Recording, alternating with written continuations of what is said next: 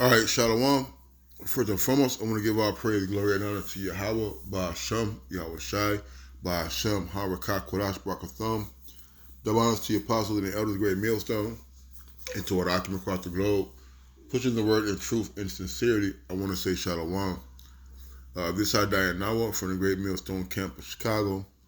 I woke up and I checked the group. It's one of the first things I do. I try to pray and thank the Lord for waking me up, having me on my right mind. And I checked the group me, when the elder Capo, Kapatazak, we call him Capo, posted a video of the beloved and the late Captain Lee, the brother Azaria, and those who know Azaria, Captain Lee, know that he was a young man, roughly 18 maybe, 19 maybe, in the truth. And he was Shapaya's nephew.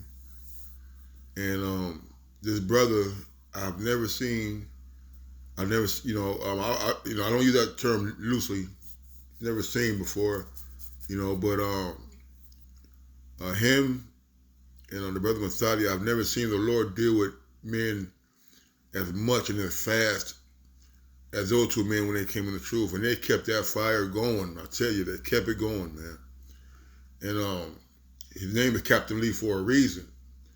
To be a captain, you got to be knowledgeable. You got to be diligent. You got to be a leader. You have to adhere to the standard and rise above. And this brother certainly did all those things. He checked all those boxes. I know this brother would get up in the middle of the night, and he lived in the south suburbs near me, and he would drive all the way to the city, all the way to the west side, and pick brothers up, man, and do things all day, man, zigzagging across Chicago all day for brothers, man. If he made a promise to you, he kept it, man. I'm getting a little teary-eyed thinking about the brother, but that was an angel, man. He was truly an angel, and he exuded the example of what it means to be a man of the Lord and to be a part of a camp and to be brotherly. You go on his page and you see the different types of brothers you was hanging with, man. Older brothers, younger brothers, over here, over there. And we tend to use him as a measurement stick for all the younger Akim, man. Because it can be done. It has been done. You see, there are no excuses for you not to be involved in the brotherhood, man. You see, brothers have this idea that this is a goddamn hangout, that this is on the boys' club, or what was it, Al Bunny, the women's hater club. This ain't none of that, man. This is a body of active members, a body of men that Yahweh Shai has brought together, you see. And it all starts with receiving this truth, all right? And this brother, man, I can't speak enough for this of this man, his name says it all, Captain Lee, man. When we went to his, man. When we went to the brother's funeral, man, we, he was very well represented, by us Akim. Man, this is hard. But during the part of his eulogy, his not his, but the pastor that was presiding over the service, he said, "This young man will come to me." He's, loosely quoting, to the best of my ability, what the pastor said about Captain Lee. That this young man will come to me. He said, very humbly, very quiet, because Captain Lee was, a very humble brother, man. He wasn't rude. He didn't talk over you. He didn't make himself equal to you. All right. He didn't give you no excuses, man. All right. You know, but the pastor said this young man would ask me questions that I couldn't answer. And you never seen a young man with so much wisdom, man. You see? And Captain Lee would come back and tell us all the time, yeah, I talked to my pastor or the pastor or whatever. And he never had no answers. He said, I know this is the truth. He would always say that, man. All right? You know, when I'm getting to the lesson, but I just want to give a backdrop of what the lesson is about, you know, and the reverence that Captain Lee had amongst the people he encountered, man. Now mind you, I'm 6'2". At the time, I probably 290, 285, and I broke my ankle. And Captain Lee came to see me every damn day, man.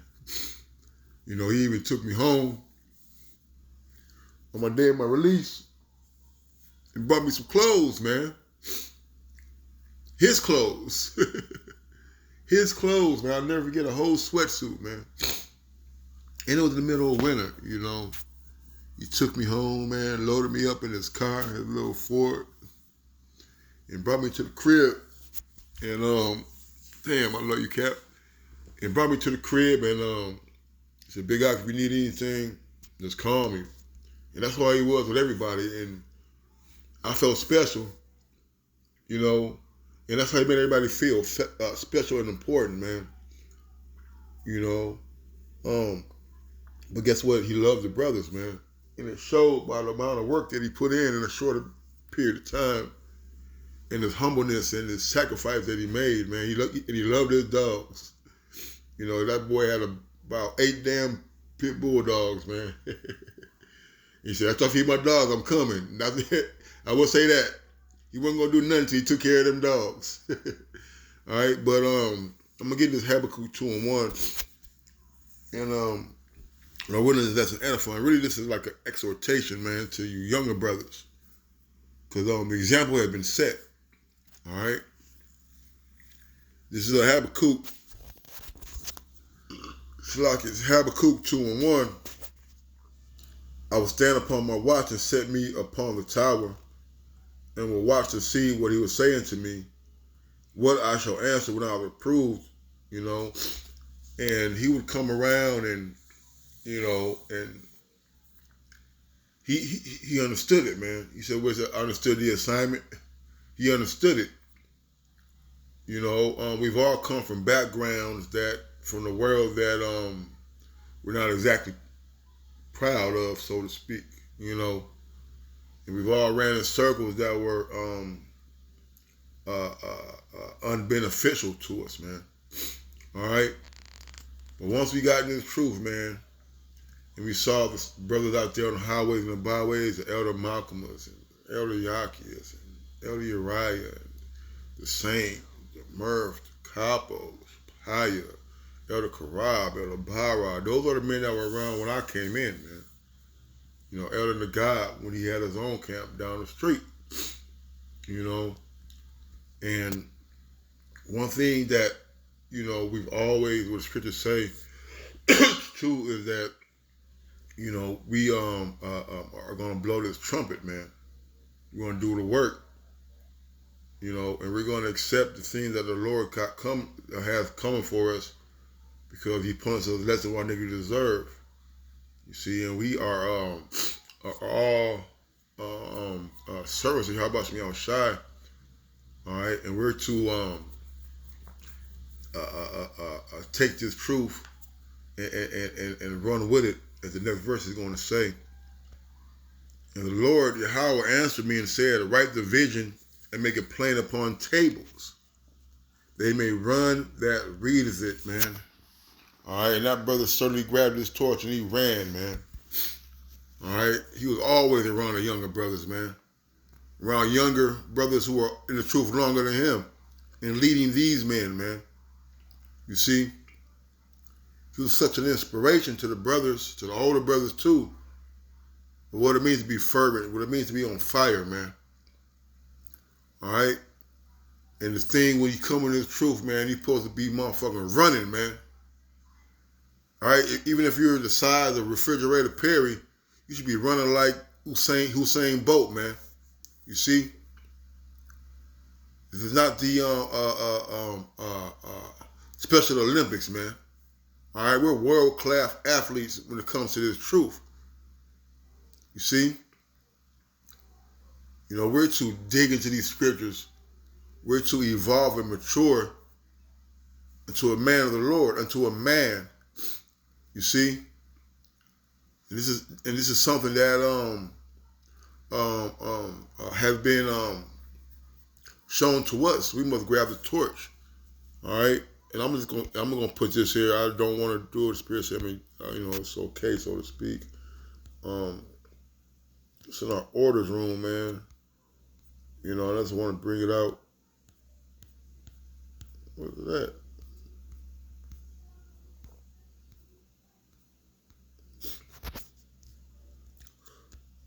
Right here, man. Time to wake out of slumber, man. This is his page, man. It says, we have an objective. Can't be bullshitting around, man.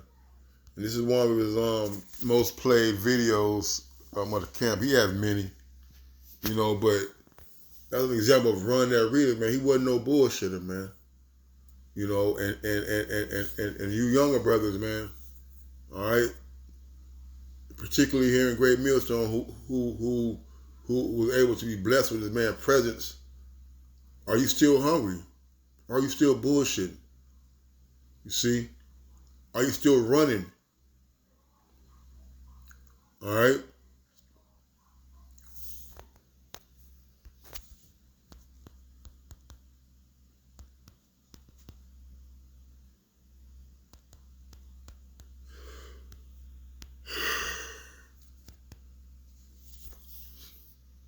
This is St. Peter 1:10. Wherefore the rather, brethren, let me see. Right. Wherefore the rather, brethren, give diligence to make your calling and election sure. For if you do these things, you should never fail. All right. And we gotta take the truth that we have. All right. And making our election sure by what? By constantly being submerged in the word. By constantly doing the work of Yahweh Ba'Shem Yahawashi, man. Alright? And we have examples of men that are no longer here that took the hand and kept it on the plow, man. Alright? So we have to remember these men, man. Remember their works. Alright? Remember the example that you have of brethren who exceeded and excelled in the lot that they were in, man. Embracing the part of the body, man. And this brother was a teenager, man. All right?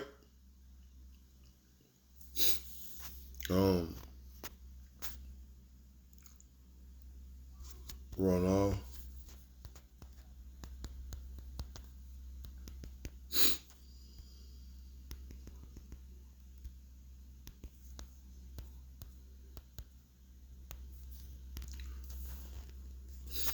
This is 1 Corinthians 9:24.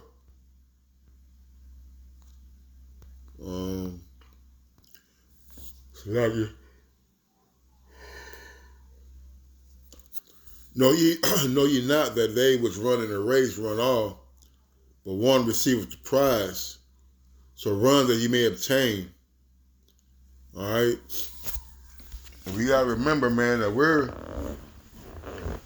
in a race against time, so to speak. Because no one knows the hour nor the time when Yahweh Shai is going to return and require what is past and to etch out his reward to those in the truth, or to those of the world, I should say. So we run, man. We're going to run hard, man, and not be bullshitting around, man. All right? And this is a very serious job that we have and working for Yahweh by Hashem Yahushua, man. You see? As much as I love you, Akim, as much as I love my brothers and my friends, man, when I say friends, I mean my friends that are brothers, all right? Yeah, I want you to make it. But guess what? I want to make it too.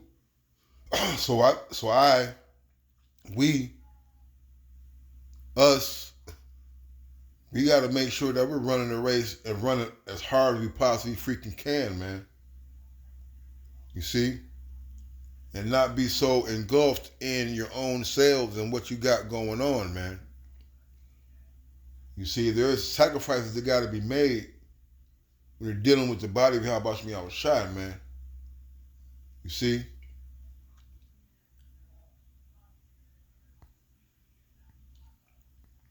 And every man that striveth for the mastery is temperate in all things.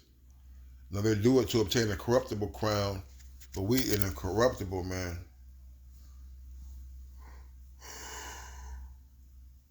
What's going on with temperance?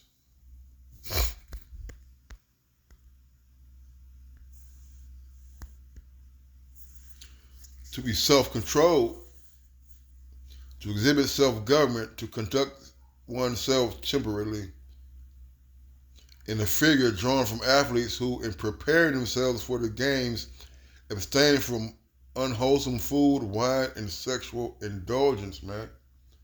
You see, sacrificing the things that we like to do in order to win, in order to achieve.